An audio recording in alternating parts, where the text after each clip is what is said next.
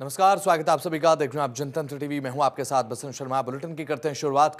खबर अब उधम सिंह नगर से है, जहां पर अब मुख्यमंत्री पुष्कर सिंह धामी ने 38वें राष्ट्रीय खेल 2025 के अंतर्गत साइकिलिंग प्रतियोगिता का अवलोकन किया। इस दौरान मुख्यमंत्री पुष्कर सिंह धामी ने खिलाड़ियों के बीच पहुंचकर उनसे बातचीत भी की। तो वे मुख्यमंत्री को अपने बीच पाकर युवा खिलाड़ियों के चेहरे खिलते नजर आए और साथ ही साथ अब इस दौरान मुख्यमंत्री ने व्यवस्थाओं का जायजा भी लिया।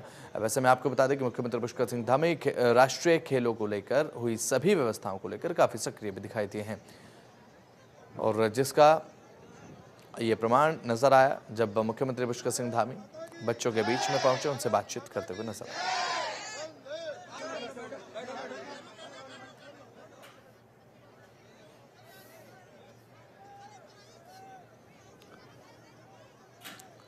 तो खबर है देहरादून से, जहां पर बजट सत्र पर धामी सरकार ने बड़ा फैसला लिया है। ये बजट सत्र देहरादून विधानसभा भवन में आयोजित होगा। तैयारियां अधूरी होने के चलते बजट सत्र गैरसैंण में आयोजित नहीं हो पाया। वित्त मंत्री डॉक्टर प्रेमचंद अग्रवाल ने बताया कि 200 से ज्यादा हितधारकों ने बजट के लिए सुझाव दिए हैं, जिन्हें बजट में शामिल किया गया है।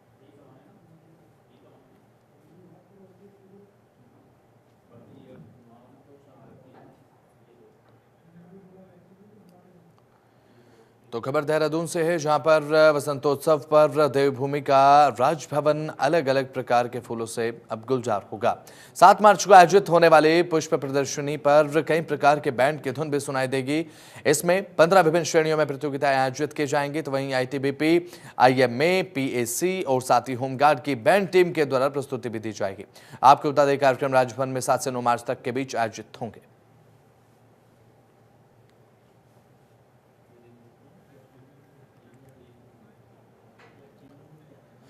खबर है पौड़ी गढ़वाल से, जहां पर उत्तर प्रदेश के मुख्यमंत्री योगी आदित्यनाथ ने वनवासी श्री राम मंदिर के उद्घाटन एवं मां गढ़वासिनी देवी की प्राण प्रतिष्ठा कार्यक्रम में हिस्सा लिया। इस दौरान उनके साथ सांसद धन सिंह रावत भी मौजूद रहे। आपको बता दें कि मुख्यमंत्री योगी आदित्यनाथ देवभूमि के 3 दिवसीय दौरे पर हैं।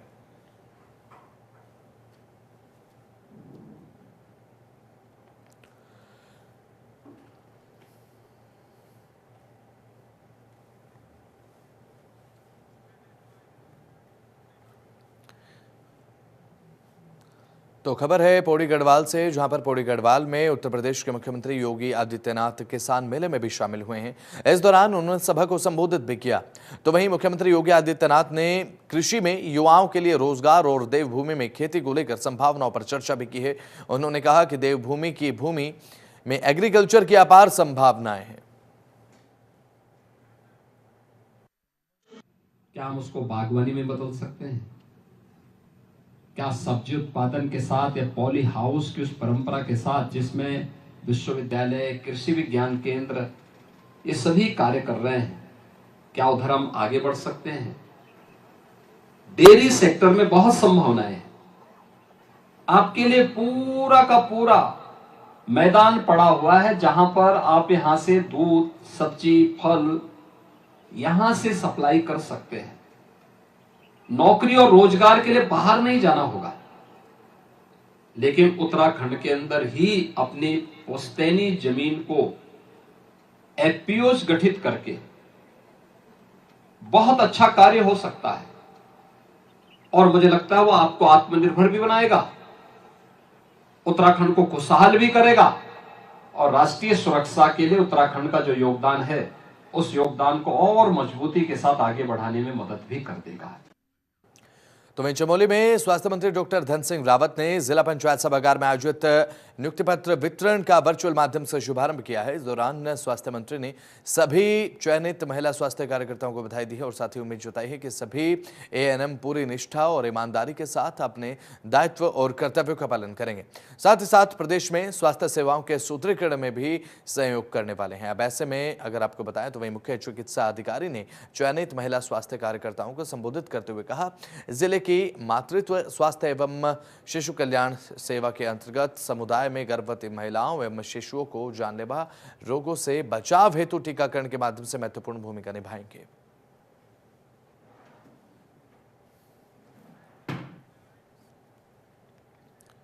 38वें राष्ट्रीय खेल को लेकर देवभूमि में धूम मची हुई है। देवभूमि की टीमों ने लंबी छलांग मारी है। आपको अगर बताएं तो देवभूमि की टीमों ने 2 स्वर्ण समेत 9 पदक अभी तक जीते हैं।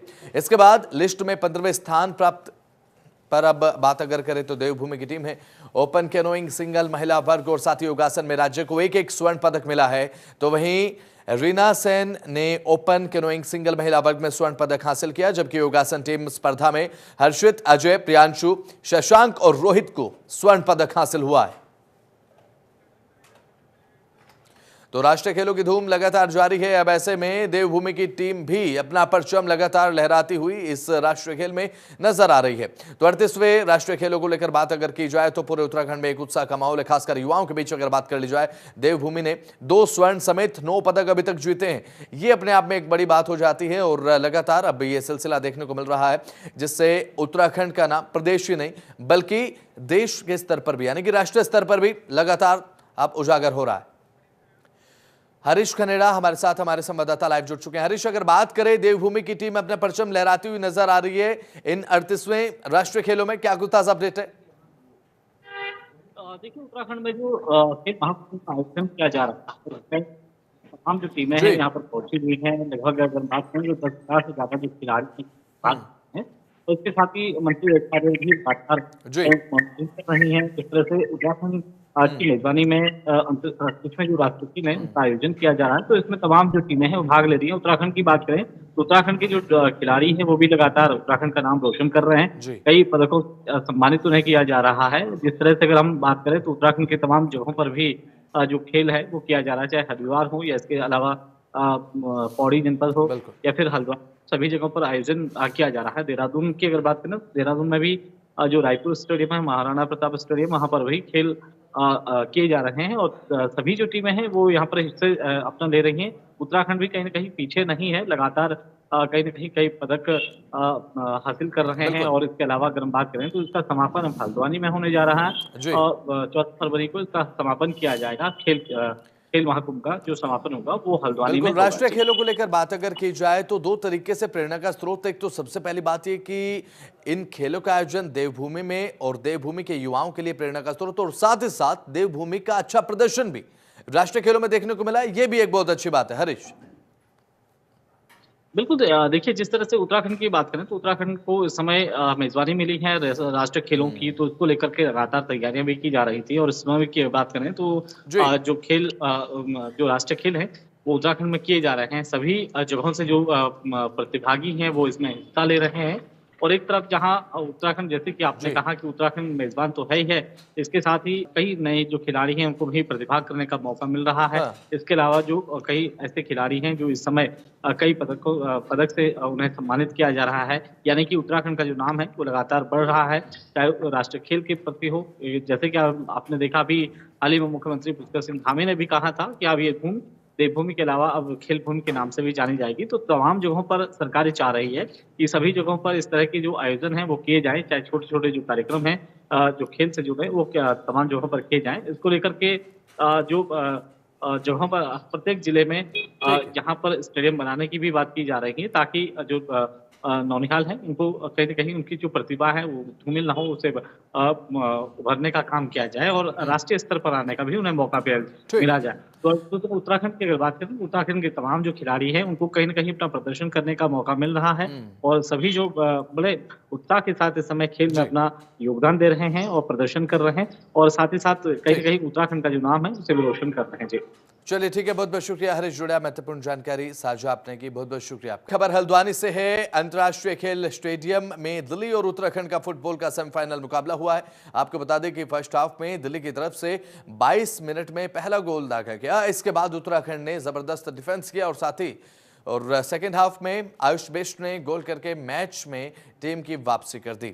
सेकेंड हाफ में पूरा होने तक दिल्ली और उत्तराखंड 1-1 की बराबरी पर रहे, तो वहीं देवभूमि ने मैच जीतकर इतिहास रच दिया। इसके साथ ही साथ देवभूमि की टीम फाइनल में प्रवेश कर चुकी है। अब उत्तराखंड का मुकाबला 7 फरवरी को केरल के साथ होगा। उत्तराखंड फुटबॉल फेडरेशन के सचिव अख्तर अली खिलाड़ियों के प्रदर्शन से बेहद खुश नजर आए। हालांकि देवभूमि टीम के खिलाड़ियों का यह कहना है कि वो पूरी मेहनत से सेमीफाइनल भी जीतेंगे। देखिए, ऐसा है, मुकाबला हमारा सब बढ़िया था, कहीं कहीं पे हमको लक साथ नहीं दिया हमने आप उठा के पूरा वीडियो अगर बनाया देख लो, हर मैच में 5 गोल 4 गोल 3 गोल मिस किया है आज भी। ठीक है, अभी हमारे बच्चे पूरा खेल दिखाई नहीं पाए, दिखाया था थोड़ा सा गोवा का गेम जो 4-1 से हम जीते थे। ये बच्चे हैं अब हिंदुस्तान की सारे अच्छे खिलाड़ी यही है, इसमें खेलते हैं और उन सबको इन्होंने फुटबॉल सिखा। सर हम हमारे कोचेज ने, हमारे सेक्रेटरी सर ने, हमारे लड़कों ने, जो हमारे फिजियो जितने भी हैं, सब ने बहुत मेहनत की इसके लिए। हमारा 1-1.5 महीने का पूरा कैंप लगा, बहुत मेहनत की इसके लिए। और ये हमारा जो मुझे सेकंड हाफ में उतारने का प्लान है, ये हमारे कोचेज के द्वारा बनाया गया है। हमारे कोई स्ट्रेटजी अपनी पूरी हमारा, मैंने बताया ना, हमारे कोचेज ने ये हम स्पेशली प्लान बना रखा है किसी भी टीम पे दबाव डालने के लिए, क्योंकि हम लोग थोड़ा एक्सपीरियंस भी है नए लड़कों के मुकाबले, तो हम लोग इसी वजह से, मैं सही कह रहा हूँ कि अगर हमारी जीत है तो 95% दर्शकों ने हमें जीता है। इतना सपोर्ट उत्तराखंड में, मैं उनके लिए अपने तहे दिल से, और न्यू करोली बाबा और जितने भी हमारे स्टेडियम उत्तराखंड के, मैं बद्रीनाथ के जाना, जितने भी हमारे नंदा देवी, मैं सबका दिल से धन्यवाद। हम आखिरी सीढ़ी है, हम पूरी जान लगा देंगे। तो खबर चमोली से है, जहां पर उप जिला निर्वाचन अधिकारी ने राजनीतिक दलों के पदाधिकारियों की मौजूदगी में ईवीएम वेयरहाउस का निरीक्षण किया। निरीक्षण के दौरान ईवीएम और वीवीपैट मशीनें डबल लॉक में सुरक्षित पाई गई। इस दौरान अपर जिला मजिस्ट्रेट ने वेयरहाउस में विद्युत व्यवस्था, सीसीटीवी, कंट्रोल रूम, साफ सफाई और सुरक्षा व्यवस्थाओं का भी जायजा लिया। आपको बता दें कि निरीक्षण के दौरान कई अधिकारी और कर्मी भी मौजूद रहे। तो खबर हरिद्वार से है, जहां पर पूर्व विधायक प्रणव चैंपियन की जमानत याचिका पर फैसला फिलहाल टल चुका है। अब मुख्य न्यायिक मजिस्ट्रेट की कोर्ट में मामले की सुनवाई होगी। आपको बता दें कि पूर्व विधायक चैंपियन के वकील ने अदालत में अपील दायर की है, जिसमें जमानत याचिका के साथ मुकदमे में धाराएं हटाने की कोशिश कम करने की मांग की गई है। और साथ ही आपको बता दें कि यह मामला विधायक उमेश कुमार के कार्यालय पर हुई फायरिंग से जुड़ा हुआ मामला है।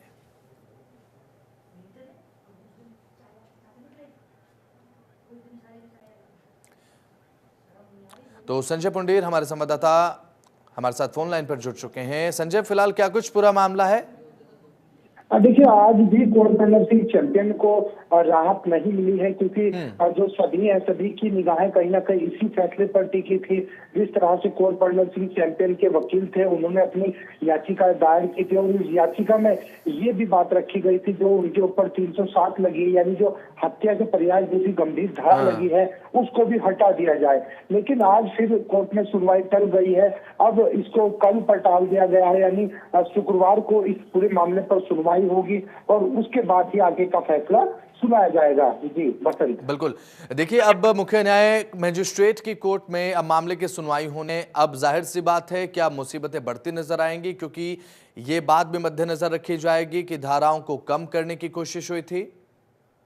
देखिए, 26 तारीख का वो दिन है जब 26 जनवरी का दिन था, और दिन में जिस तरह से पूर्व विधायक कुंवर प्रणव सिंह चैंपियन ने ताबड़तोड़ फायरिंग की थी, यानी जो वर्तमान विधायक है उमेश कुमार, उनके कार्यालय पर ताबड़तोड़ फायरिंग की थी और उसका वीडियो भी सोशल मीडिया पर वायरल हुआ था, जो कहीं ना कहीं कोर्ट में भी पेश किया गया था, जिसके बाद ही कहीं ना कहीं इन पर इस तरह की गंभीर धाराएं लगाई गई थी। और अब इनकी जो वो हटाने की बात कहीं ना कहीं चल रही है। अब देखने वाली बात होगी जो मुख्य न्याय मजिस्ट्रेट है वो किस तरह से अपना फैसला सुनाते हैं और आगे किस तरह की इन पर कार्रवाई करते हैं। बसंत, चलिए ठीक है, बहुत बहुत शुक्रिया, जुड़ा महत्वपूर्ण जानकारी साझा आपने की।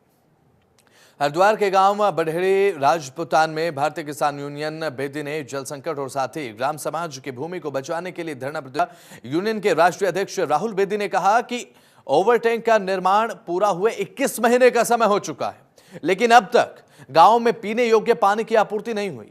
उन्होंने चेतावनी भी दी कि अगर जल समाधान नहीं निकला तो वे पानी की टंकी पर चढ़कर आत्मदाह करेंगे। इसके साथ ही ग्राम समाज की जमीन पर अवैध कब्जे का भी मुद्दा उठाया गया।